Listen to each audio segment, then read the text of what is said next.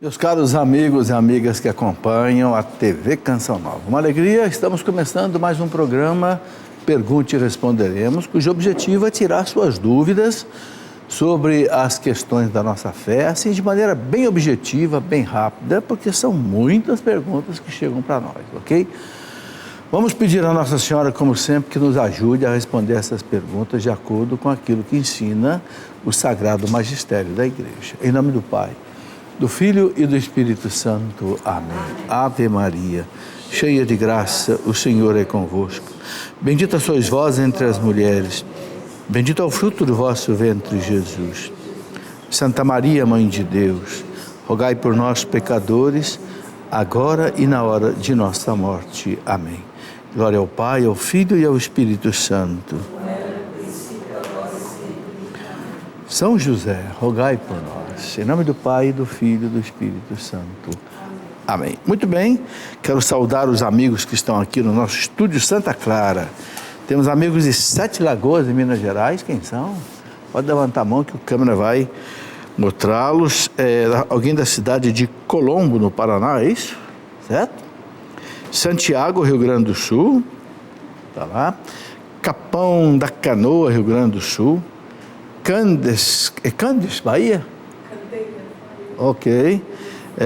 Ipatinga, Minas Gerais, São Paulo, capital, Rio de Janeiro, capital, Florianópolis, Santa Catarina, Cachoeira Paulista e Brasília, Distrito Federal. Uma alegria receber vocês aqui para o nosso Pergunte e Responderemos. Nós respondemos as perguntas, aquelas perguntas que não têm uma, vamos dizer assim, resposta objetiva na doutrina católica, a gente dá uma opinião. Okay? Aí segue a opinião quem quiser. E quando é um assunto que precisa uma explicação mais detalhada, eu indico algum livro ou alguma fonte que você possa pesquisar. Ok? Eu quero, inclusive, mostrar aqui hoje o lançamento da Canção Nova, lançamento do padre Marlon Múcio. Está sempre aqui na Canção Nova, prega sobre cura, libertação, não é?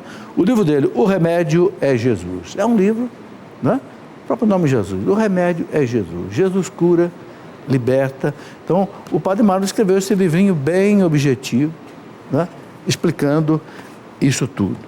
Quero mostrar um livro que eu estou lançando esta semana, A Reforma Protestante. Eu sou professor de História da Igreja e esse é um assunto que merece um estudo à parte, porque é bem os acontecimentos mais importantes da história moderna da Igreja, né?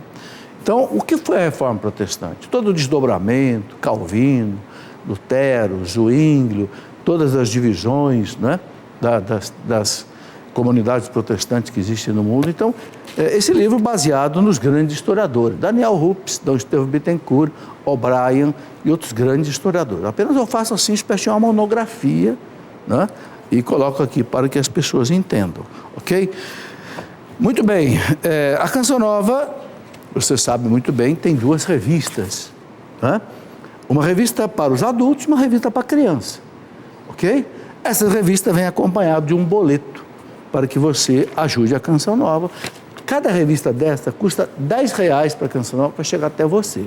É o custo de impressão da revista, é o custo do correio e também o custo do banco que cobra para receber o seu pagamento. Então, no boleto aqui, hoje o correio, o banco obriga que venha já marcado a taxa de contribuição. Então, você se você fizer apenas uma doação de R$10 para a Canção Nova não recebe nada, porque R$10 é o custo da revista para chegar até você. Então, a Canção Nova pede que você, aqui, esse boleto vem marcado aqui R$30, ok? Você sabe bem que a Canção Nova não tem propaganda, não tem comercial e fica 24 horas no ar. Tanto a rádio, como a TV, como a internet e as casas de missões no mundo inteiro. Okay? Então aqui nós temos a última revista, Fé e Família, Formando Campeões, e a revista das crianças. A revista das crianças é a mesma coisa. O pai, a mãe que quiser receber essa revista para as crianças, uma revista muito boa para a criança, né? Você, inclusive, depois que lê, não deve jogar fora, passe para outra família, leve para alguma instituição, não sei, escola, porque tem histórias de catequese, tem histórias bíblicas, ok? Para as crianças. E vem também um boleto para que essa revista custa também R$10 para chegar até você. Então, os pais que quiserem receber essa revista devem fazer também a sua contribuição, ok? Muito bem, vamos então às perguntas que já chegaram aqui. No primeiro bloco eu respondo as perguntas que chegaram por telefone, por Facebook, e no segundo bloco as perguntas que chegam por e-mail vão aparecer ali no Plasma, no segundo bloco. Muito bem, deixa eu ver se aqui não esqueci de falar nada que é importante. Bom, uma informação também importante aqui é o seguinte: você pode acompanhar o conteúdo desse programa também pelo Facebook, ok? Então tem esta possibilidade, facebook.com/pergunte e responderemos CN, facebook.com/pergunte e responderemos CN, CN de Canção Nova, ok? E aí você pode assistir também. Muito bem, as perguntas aqui, vamos começar pela pergunta do João Gabriel, que é de Belém, né? O João pergunta o seguinte, Belém do Pará, o João pergunta o seguinte: na missa da virada do ano, pode cantar músicas seculares? Ô João, na verdade, nenhuma missa deve cantar música secular. Na missa deve cantar música sacra, ou seja, música feita para a missa. Então, o canto de entrada, o canto do ofertório, o canto da comunhão. Não deve ser música popular, deve ser música sacra, música cuja letra é da Bíblia, ou a letra, não sei, fala de um mistério da fé, um mistério da igreja. Não é só a missa de virada do ano, é qualquer missa.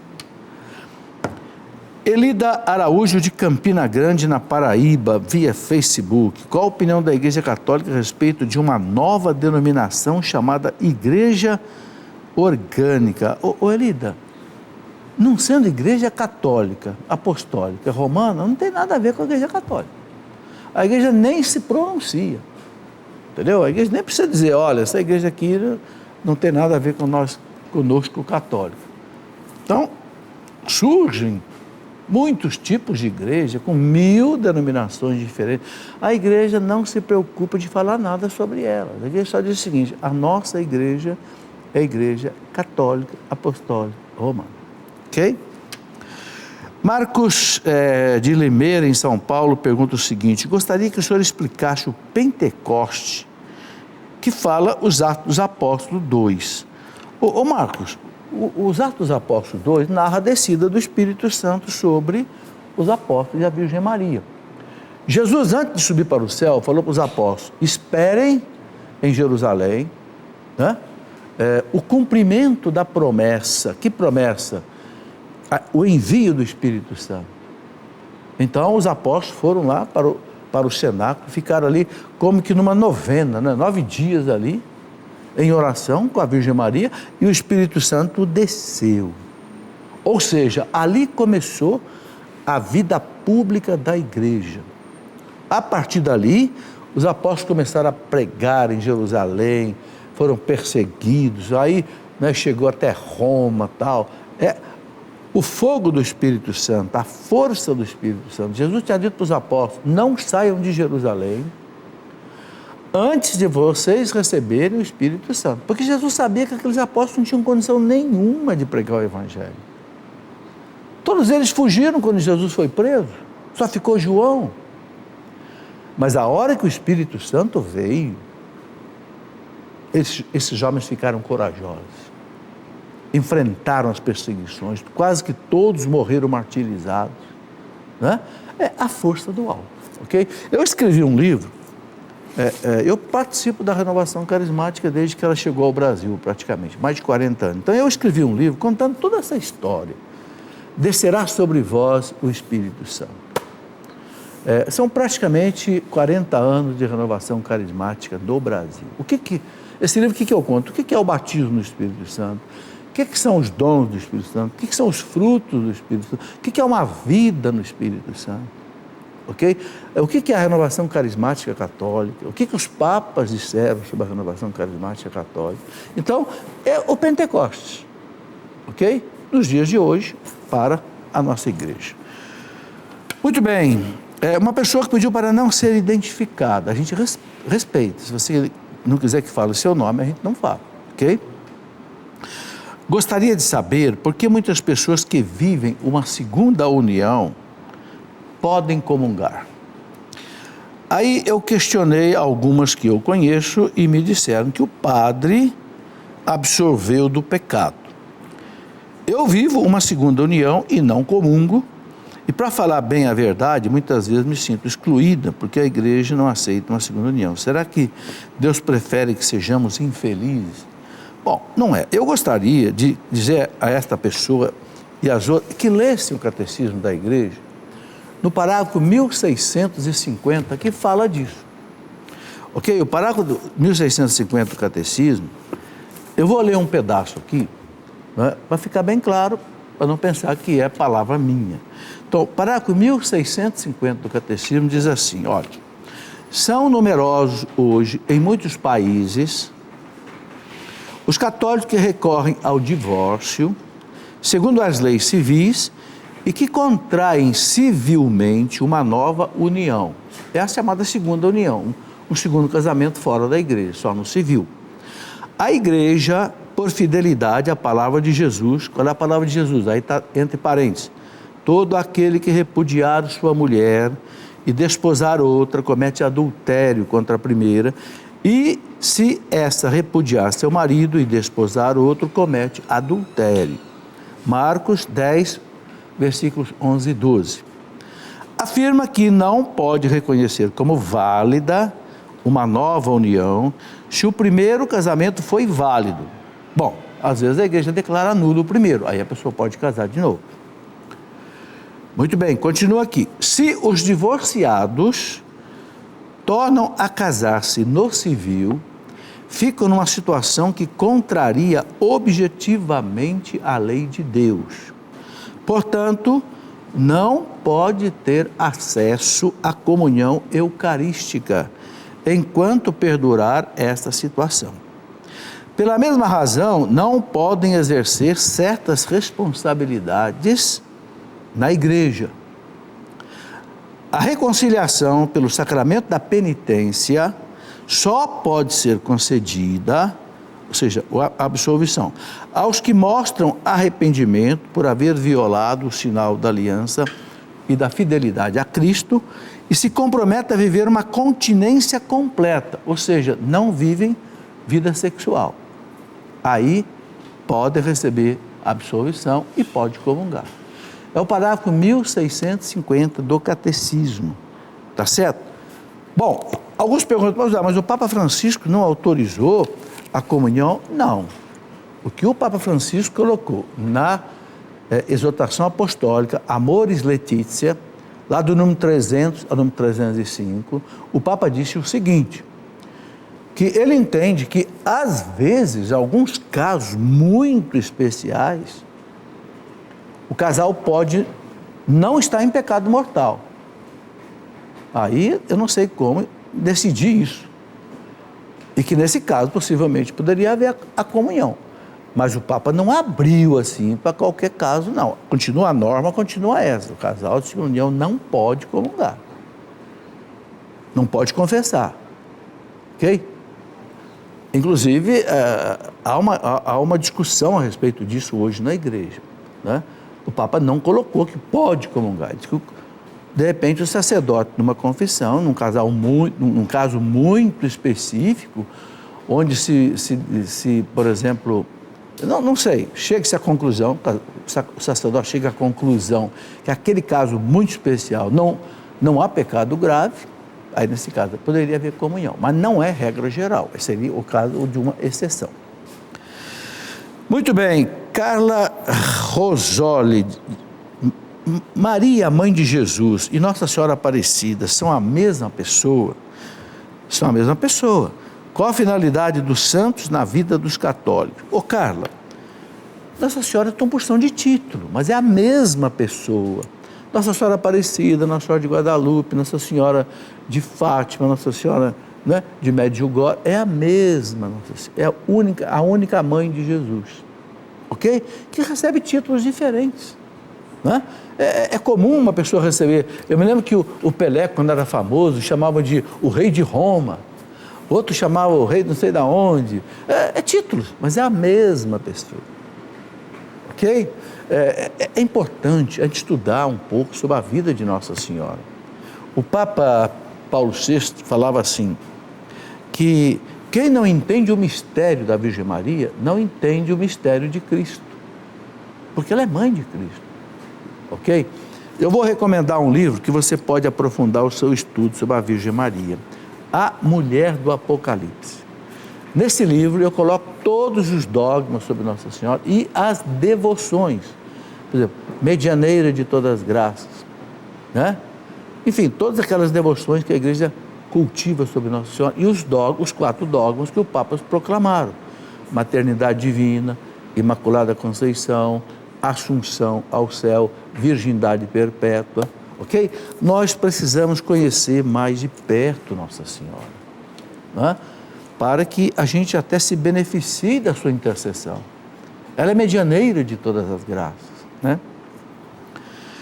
Muito bem, outra pessoa que pediu para não ser identificada, gostaria de saber se é errado ler os livros do Harry Potter, sendo a pessoa um adulto com sua fé já consolidado.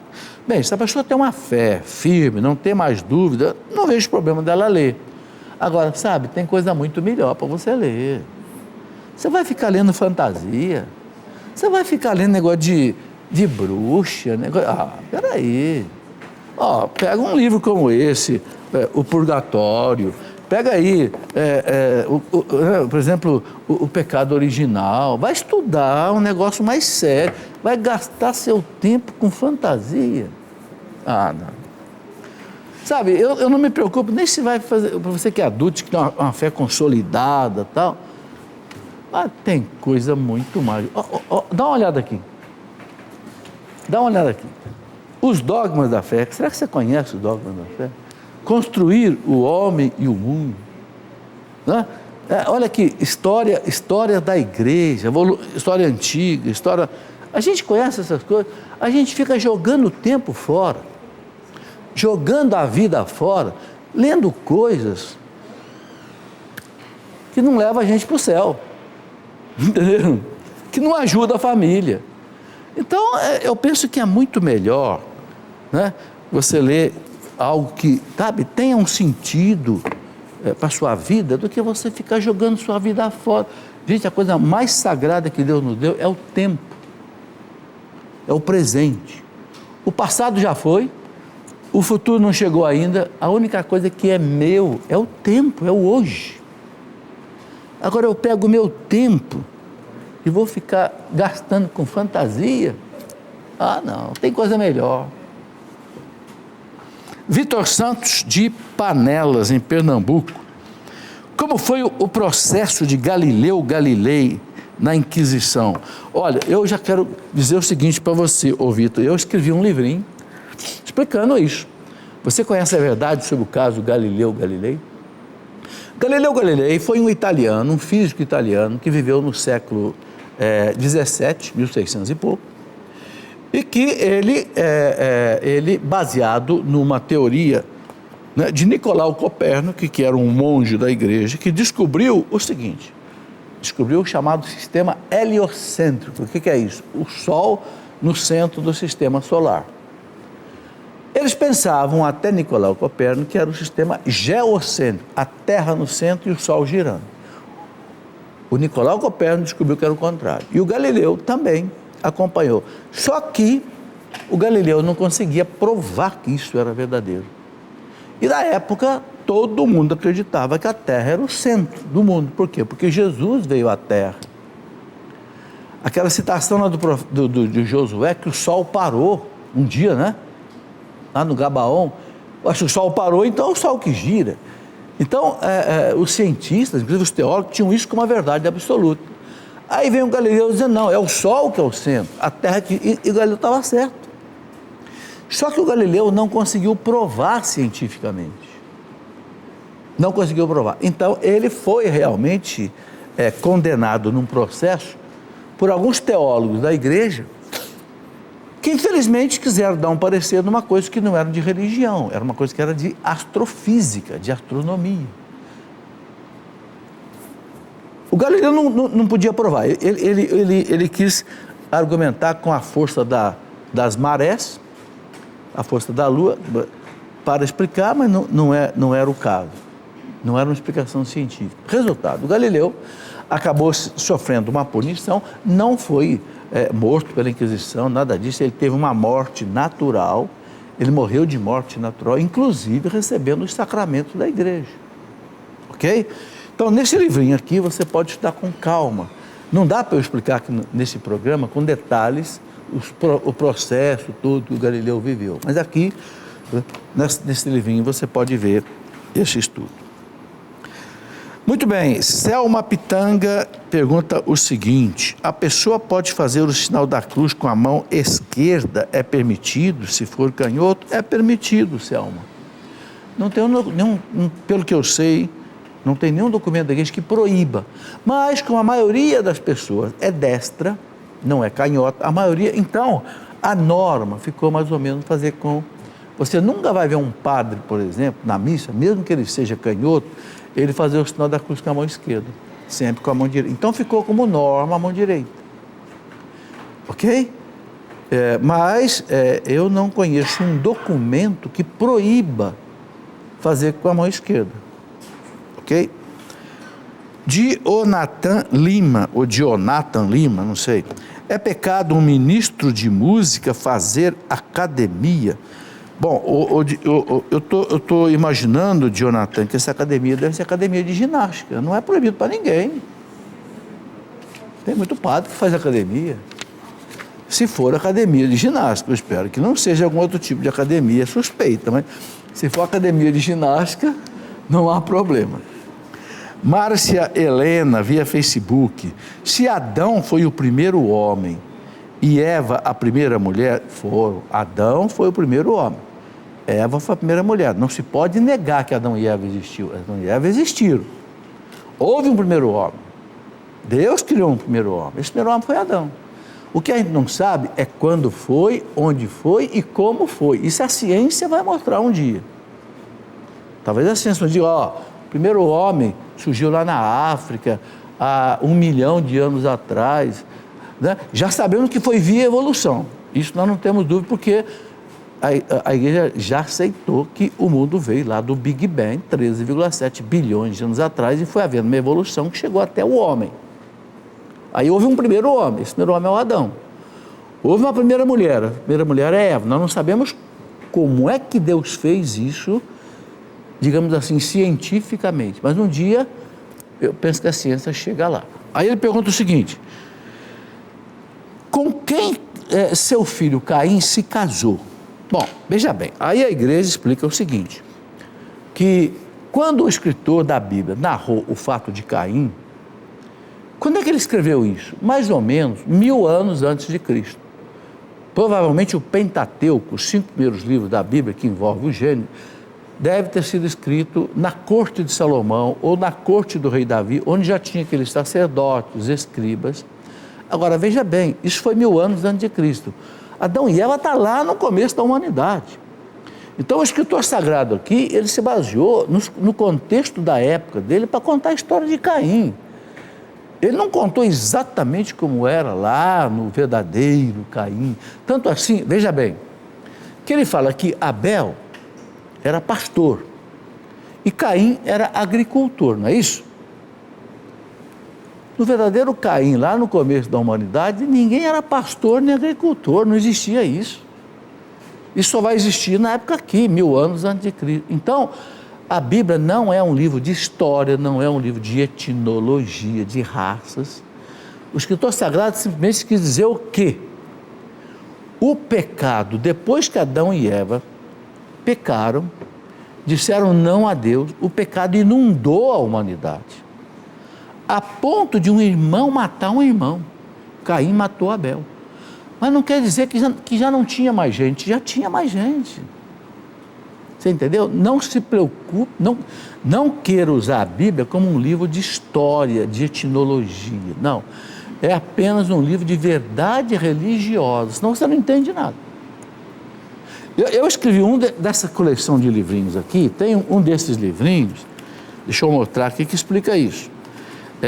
Esse livrinho que se chama, ele não está aqui, mas Como Entender as Páginas Difíceis da Bíblia, do Antigo Testamento.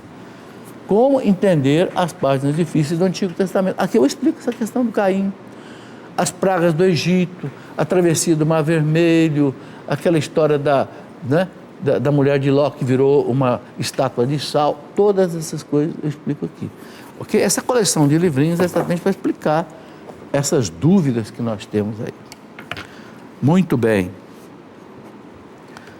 Estéfano, o Papa é o representante de Cristo na Terra? Sim, para nós católicos, o Papa é o representante, veja, não é o substituto, hein? Um dia eu ouvi alguém dizer que o Papa é o substituto do Cristo. O Cristo não tem substituto, porque ele é Deus, teria que ser Deus. Ele é representante. Santa Catarina de Sena, doutora da igreja, chamava de o doce Cristo na Terra. O doce Cristo na Terra, quer dizer, é o representante de Cristo, ok? Por isso que ele tem poder absoluto na igreja, poder legislativo, judiciário e executivo, absoluto, porque é o representante de Cristo na Terra. Uma pessoa que pediu para não ser identificada. A Igreja Católica considera o Alcorão sagrado, uma revelação divina? Não. A única revelação divina para a igreja é a Bíblia e a tradição da igreja, ok? Alcorão, nenhum outro livro não é considerado inspirado pelo Espírito Santo. A igreja, a Bíblia e a tradição da igreja, só, ok? Então não é. Diogo Menon, via Facebook, o que a Igreja Católica definiu sobre o casamento gay? Ô Diogo, a igreja não definiu nada, a igreja nunca aceitou o casamento gay e nunca vai aceitar. Por quê? Porque lá, no começo da humanidade, o que Deus fez? Fez o homem e fez a mulher. Então o casamento para a igreja sempre foi e sempre será o homem com a mulher. Então a igreja não vai definir nada, ela já definiu desde a criação do mundo. Ora, Deus não disse para o casal, Gênesis 2:24, o homem deixa a casa do seu pai, se une à sua mulher, não se une a outro homem, e sereis uma só carne, crescei e multiplicai. Homem com homem não multiplica, mulher com mulher não multiplica. Crescei e multiplicai tem que ser homem com mulher. Então a igreja não vai definir nada em relação ao casamento de pessoas do mesmo sexo. A igreja segue o que está lá na Bíblia desde a primeira página da história, ok? Do cristianismo. Natalina, Jesus era a encarnação do anjo São Miguel? Pelo amor de Deus. Jesus era a encarnação do Verbo. Santíssima Trindade é o Pai, o Verbo e o Espírito Santo. O Verbo se encarnou. Deus se fez homem. Se fosse a encarnação de São Miguel Arcanjo, nós não estaríamos salvos. Nós somos salvos porque Deus morreu na cruz para nos salvar. O Verbo feito homem. Ok? Gente, nós precisamos estudar um pouco mais de religião. É por isso que tem esse monte de livro aqui, esse programa, entende? Vamos estudar. Olha, um livro ali que vale a pena estudar, Dogmas da Fé. Ali tem toda a doutrina católica. Outro livro aqui que você precisa estudar, o Catecismo da Igreja Católica. Aqui explica tudo. Ok? Muito bem, já estamos na hora do intervalo, vamos a ele, depois das perguntas que chegaram por e-mail. Espere aí, você vai ver que o nosso intervalo é bastante rápido. Meus amigos e amigas, já estamos voltando com o nosso programa Pergunte e Responderemos. Tenho aqui alguns avisos antes de nós irmos ali para o Plasma, onde vão aparecer as perguntas que chegaram por e-mail. Bom, mas antes eu preciso avisar o seguinte, uma informação sobre o débito automático. Aquelas pessoas que ajudam a cancelar pelo débito automático em conta corrente de banco. Então é o seguinte, os sócios que optaram por contribuir pelo débito automático precisam verificar se em suas contas correntes, se o débito está acontecendo. Pois caso não tenha o valor em dinheiro na conta, o sócio não contribui com a Canção Nova.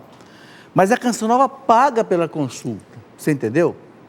Então, se você fez o débito automático, mas não deixou o dinheiro na conta, a Canção Nova faz a consulta para o banco, o dinheiro não vem, a Canção Nova paga a consulta que ela faz, que o banco cobra tudo.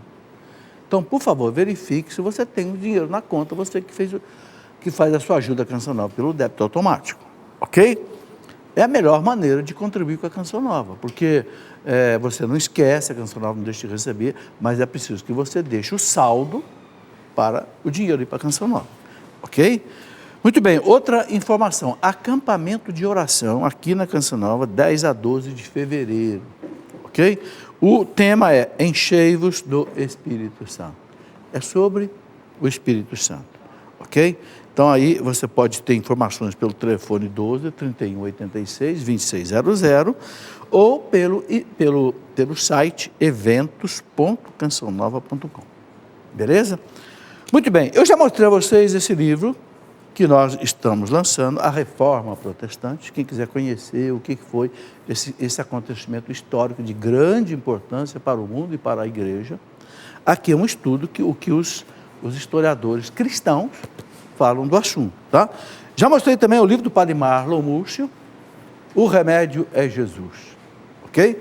E eu quero mostrar aqui mais um livro que eu lancei essa semana. Foram 40 anos, o que é isso?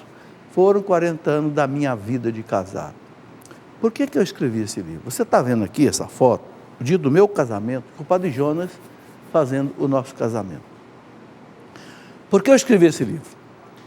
Quando a minha esposa morreu, há 4 anos e meio atrás, na semana que ela morreu, eu estive aqui na Canção Nova com o padre Demétrio Gomes, um amigo meu de Niterói, que de vez em quando vem aqui. E ele, conversando com ele, nós estávamos tomando um café junto, falando da morte dela, ele disse: professor, o senhor devia escrever um livro contando esses 40 anos de casado de vocês. Eu digo: padre, mas fica chato, né, eu escrever. Ele: não, professor, o senhor prega sobre família no Brasil, no mundo inteiro, as pessoas sabem também como é que o senhor viveu os 40 anos de casado. Não só com o que o senhor pregou, mas o que o senhor viveu. Na hora eu nem pensei nada, meu coração estava indo sangrando pela morte dela. Eu pensei assim: se for da vontade de Deus, Deus volta a pôr isso no meu coração. E agora, 4 anos e meio depois, as pessoas que trabalham comigo acharam que eu devia escrever. Então eu escrevi. Mas eu quero dizer uma coisa, eu não escrevi para, não sei, me exibir. Não tem nada que me exibir. Eu já estou muito velho para receber aplauso, para receber... Eu não quero mais isso, só quero o céu daqui para frente. Eu quis mostrar aqui nesse livro que o casamento não é uma curtição, o casamento é uma missão sagrada.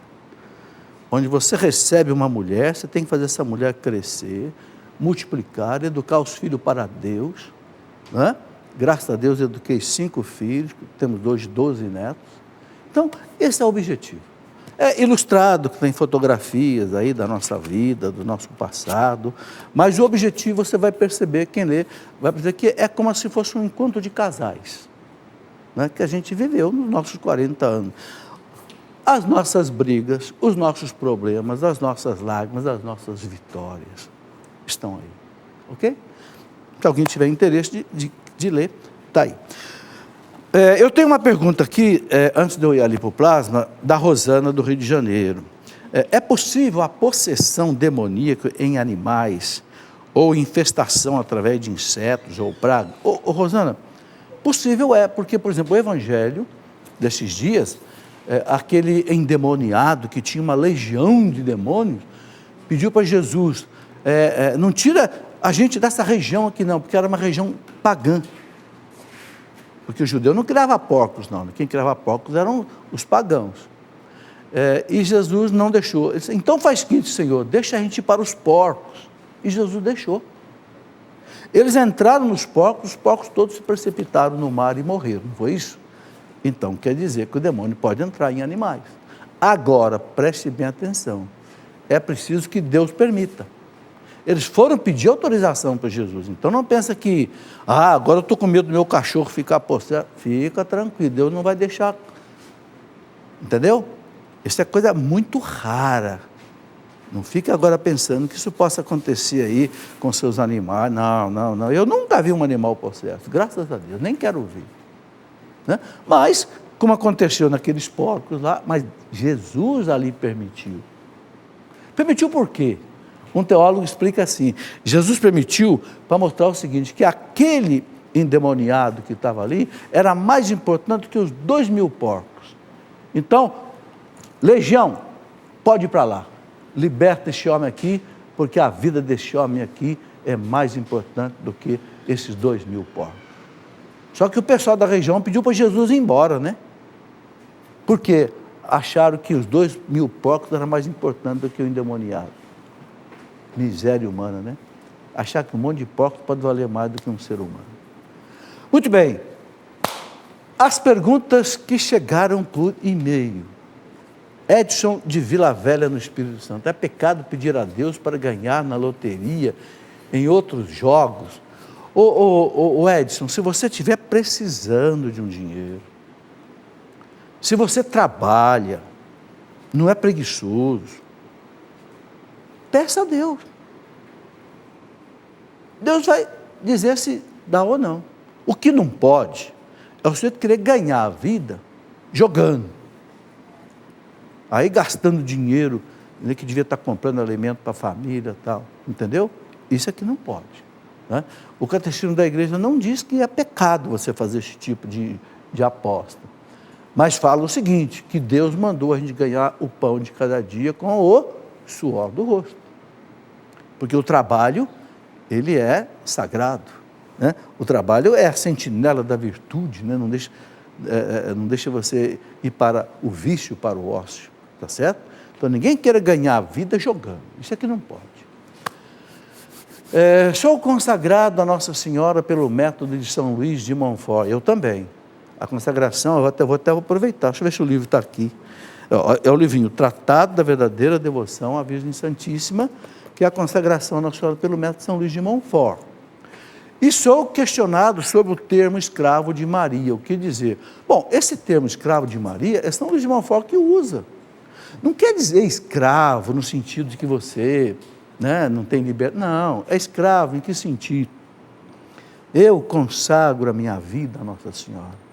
Eu consagro todos os meus méritos a Nossa Senhora, para que ela leve isso para Jesus, para a salvação do mundo. Sabe, esse escravo aí é entre aspas. Você precisa entender o significado dele.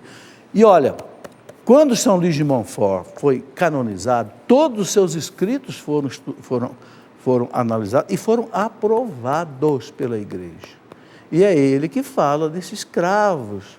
Né? Porque a consagração não é a Nossa Senhora, a consagração é a Jesus através de Nossa Senhora.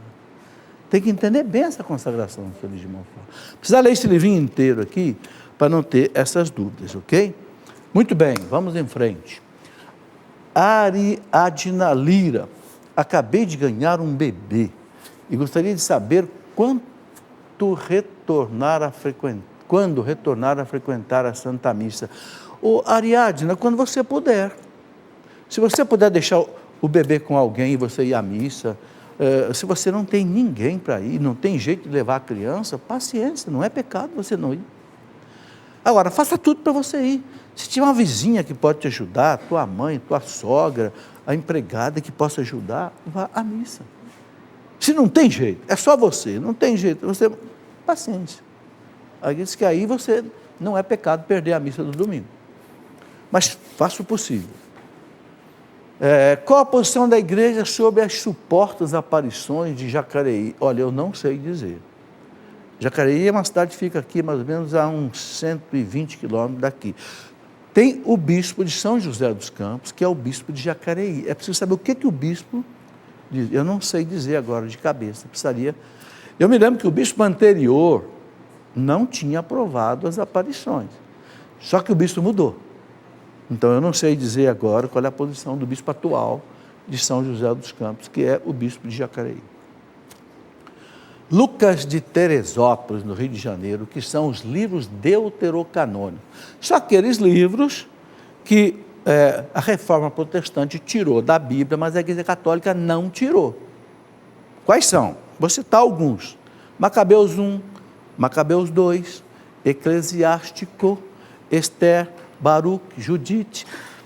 Por que os protestantes tiraram esses 7 livros da Bíblia? Porque eles acompanharam a Bíblia do Antigo Testamento judaica, e não a versão chamada dos 70.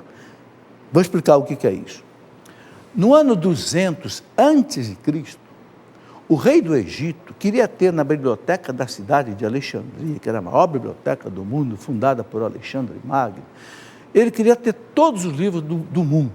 Então ele pediu que 70 rabinos judeus viessem da Palestina para o Egito e traduzissem a Bíblia do hebraico para o grego, que em Alexandria se falava o grego. Aí surgiu a chamada versão dos 70, que a igreja sempre seguiu até hoje. Bom, 100 anos depois de Cristo, os rabinos judeus na Palestina fizeram um sínodo para definir a Bíblia deles. E eles tiraram esses 7 livros, não consideraram canônicos, que estavam na versão dos 70. Os protestantes acompanharam a versão judaica do ano 100 depois de Cristo, e a igreja sempre acompanhou a versão dos 70, que é 200 anos antes de Cristo. Então, esses 7 livros ficaram sendo chamados livros deuterocanônicos. São esses. Para a Igreja Católica, todos eles são inspirados pelo Espírito Santo. Macabeus 1, Macabeus 2, Eclesiástico, etc. Esther, Baruque, Judite, etc. Danilo Ferreira, de Porto Alegre, Rio Grande do Norte. O que a igreja diz a respeito dos 3 dias de trevas e que somente uma vela benta acesa servirá de luz? Danilo, a igreja não fala nada. Você pode ter certeza que nenhum bispo da igreja, nenhum cardeal da igreja, nem o Papa, ninguém falou disso e nem disse que isso é verdade. Isso é uma história que rola na internet aí, mas que não tem aprovação da igreja. Pode ter certeza disso. Se você encontrar algum bispo, ou algum cardeal, ou sei lá, alguém do Vaticano, que confirme isso, conta para mim, que aí eu vou contar aqui no programa. Pode passar. Carlos Andrade, de Salvador, na Bahia. Devo receber os testemunhos de Jeová na minha casa? Ô Carlos, eu acho que não. Eu vou dizer porque eu não recebo. Eu vou dizer o que eu faço. Bate na minha casa, eu os recebo com educação e carinho. O que vocês querem? Queremos falar, vocês são de que religião? Testemunho de Jeová. Digo, meu amigo, eu sou católico, satisfeito com a minha fé, respeito a de vocês. Então, se for para conversar sobre isso, eu não quero conversar, ok? E eu aconselho a não, e não é só Testemunho de Jeová, é qualquer outra religião. Por quê? Porque muitos católicos não têm uma formação 100%. Aí começa a escutar, e negócio de Maria, negócio de não sei o quê, começa a ficar em dúvida. Aí escreve professor Felipe, o sujeito foi lá, falou isso assim para mim, e agora, que eu não sei responder, o que eu faço? Então, você não conversa com o cara que, entendeu? Vai estudar a tua fé, então. Para que receber uma pessoa de uma outra religião, se você nem estudou a sua religião? Você já leu todo o catecismo da igreja? Já conhece todos os dogmas da fé católica? Não. Então, você vai ter aula de religião com alguém de outra religião? Não, nós temos que respeitar, amar, tudo bem, mas cada um na sua religião. Certo? Pode passar. Guilherme, de Tietê, em São Paulo. O que levou a igreja a tornar alguns livros bíblicos apócrifos? Não. O que é um livro apócrifo? É um livro que a igreja não deixou entrar na Bíblia. Vocês sabem que quem montou a Bíblia, quem disse esses 72 livros aqui são inspirados pelo Espírito Santo, quem montou a Bíblia foi a Igreja Católica. Desde lá do ano 1000, desde lá do primeiro século, daí do cânon de Muratori, o concílio de Cartago III, IV, no tempo de Santo Agostinho, até o concílio Vaticano I, a igreja disse, esses 72 são inspirados pelo Espírito Santo. Por que a igreja fez isso? Porque Jesus deu à igreja essa infalibilidade. Na Santa Ceia, Jesus disse para os apóstolos, quando vier o Espírito Santo, o Espírito da verdade, ensinar-vos-á toda a verdade. João 16, 13. Então a igreja, diz o catecismo, tem o carisma de não errar. Então a igreja definiu os 72 livros inspirados pelo Espírito Santo. 60 e tantos livros a igreja não deixou entrar na Bíblia. São chamados apócrifos. Por exemplo, vou dar um exemplo a você. Eu tenho um livro aqui que eu escrevi, este livro aqui, A Sagrada Escritura. Isso aqui é uma espécie de um curso bíblico. Aqui eu coloco o nome de todos os livros apócrifos. Vou abrir aqui na página, está aqui, ó. Dá para dar um close aqui? Livros apócrifos. São mais de 60. Do Antigo Testamento, uns 30, do Novo Testamento, mais uns 30. Vou dar um exemplo, por exemplo. Vou chegar aqui perto do câmera, que aí o câmera mostra e eu mostro. Olha aqui, por exemplo, do Antigo Testamento, tinha lá a vida de Adão e Eva, 1 Enoque, 2 Enoque, Apocalipse de Abraão, Testamento de Abraão, Testamento de... Tudo isso a igreja não é inspirado pelo Espírito Santo. É chamado apócrifo. Quando chega no Novo Testamento, olha aqui, no Novo Testamento, Evangelho, olha quantos evangelhos não entraram na Bíblia. Só entraram o quê? Mateus, Marcos, Lucas e João, certo? Olha aqui, Evangelho segundo os Hebreus, proto-evangelho de Tiago, Evangelho do Pseudo Tomé, Evangelho de Pedro, Evangelho de Nicodemos, Evangelho de Zebionito. Atos tinha, olha, Ato de Pedro, de Paulo, de André, de João, de Tomé, de Filipe, de Tadeu, só ficou o Atos de Lucas, os Atos dos Apóstolos. Por que a igreja tirou esses livros da Bíblia? Não deixou entrar? Porque esses livros tinham erros, tinham heresias, ou tinham fantasias. Então a igreja, assistida pelo Espírito Santo, guiada pelo Espírito Santo, a igreja católica, apostólica, romana, montou a Bíblia. Porque a Bíblia não tem um livro que traga o índice da Bíblia. Vocês entenderam? A igreja foi quem fez o índice da Bíblia. O que equivale a dizer o seguinte, gente, quem não acredita na infalibilidade da igreja católica não devia ler a Bíblia como um livro inspirado pelo Espírito Santo. Quem garante para você que a Bíblia é inspirada pelo Espírito Santo, é palavra de Deus, é a igreja católica. O que a Reforma Protestante fez em 1517, eu conto nesse livro aqui, né? A Reforma Protestante, nesse livro aqui eu conto. O que eles fizeram foi tirar 7 livros daqui, aqueles que eu falei que a Bíblia judaica tirou também, mas que a Bíblia católica nunca tirou. Vocês entenderam? Então, é isso. Muito bem, Guilherme. Onde nasceu a ideia da existência do purgatório? Nasceu na Bíblia. O purgatório está na Bíblia. Olha, eu escrevi um livro, O Purgatório. Aqui você vai ver o purgatório na Bíblia. Tem mais de 6 passagens bíblicas que falam do purgatório. Não usa a palavra purgatório, porque a palavra purgatório é uma palavra que a teologia criou.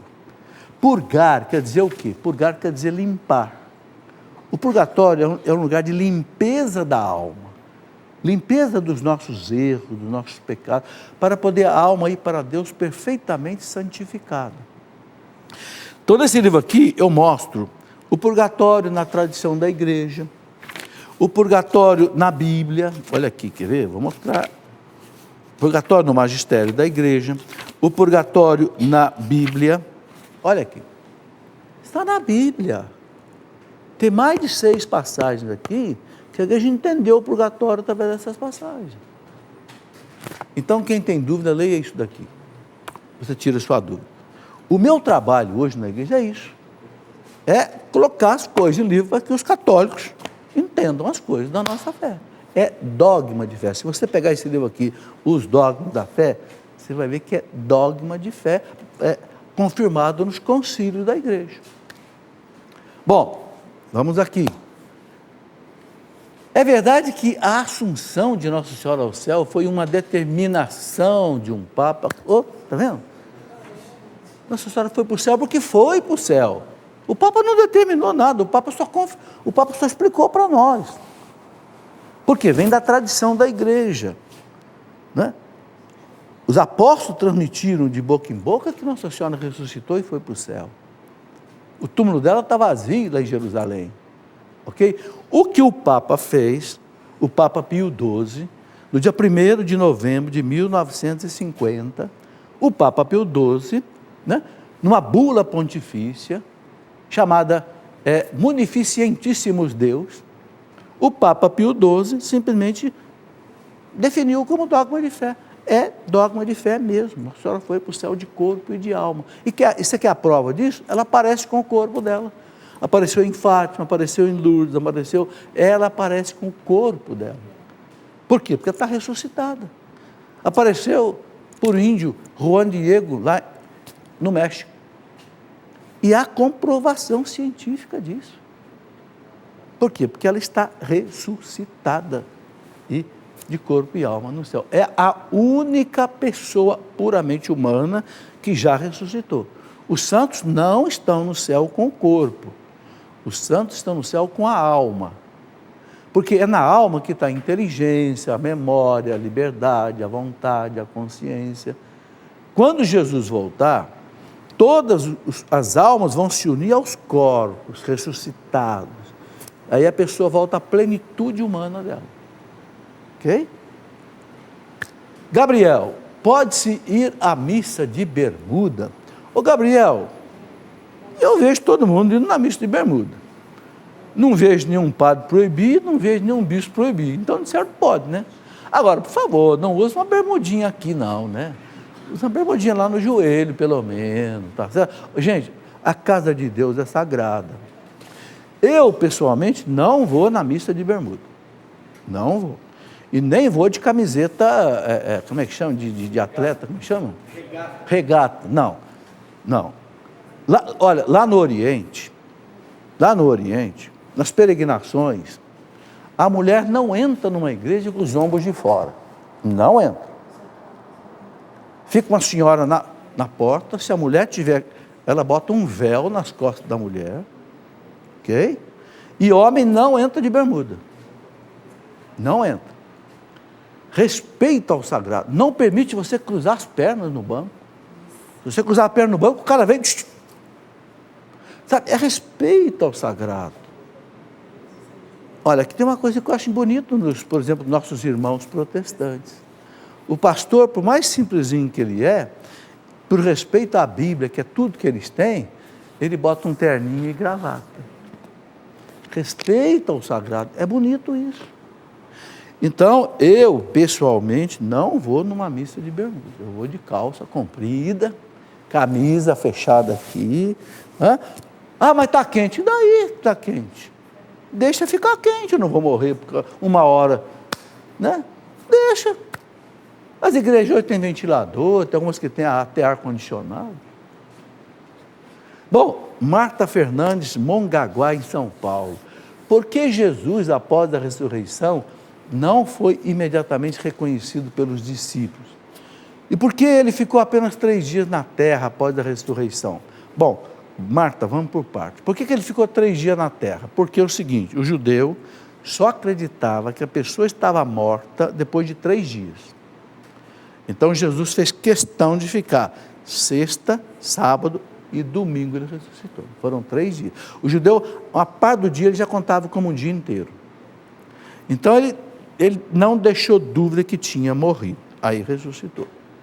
E as Escrituras, ele já tinha dito para os apóstolos, eu vou ressuscitar ao 3º dia. Não tinha dito antes? Então, ele cumpriu a Escritura. Agora, por que ele não foi reconhecido? Madalena olhou para ele e não reconheceu. Aqueles 2 discípulos de Emaús não reconheceram ele, só na fração do pão.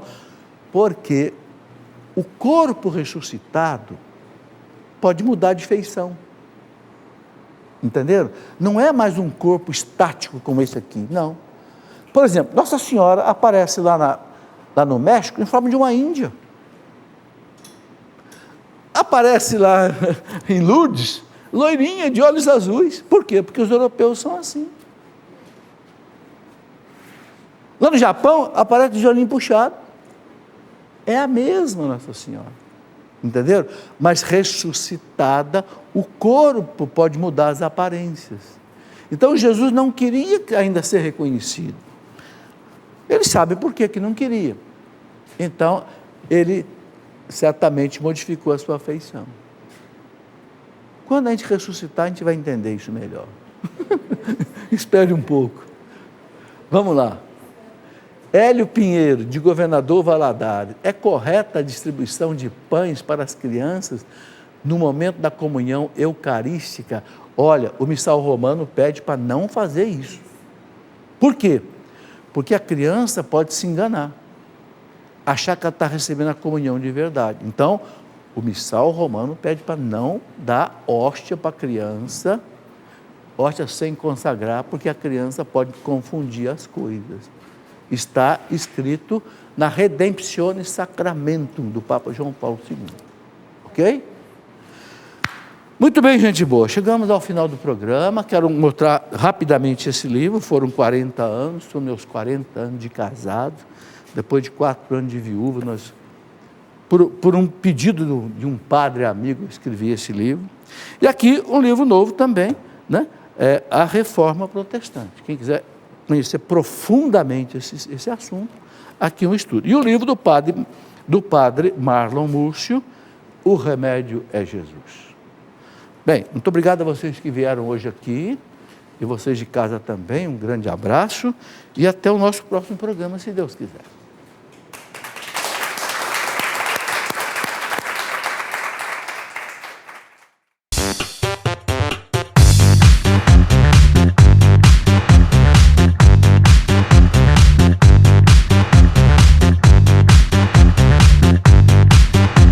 CançãoNovaPlay.com. Assine já!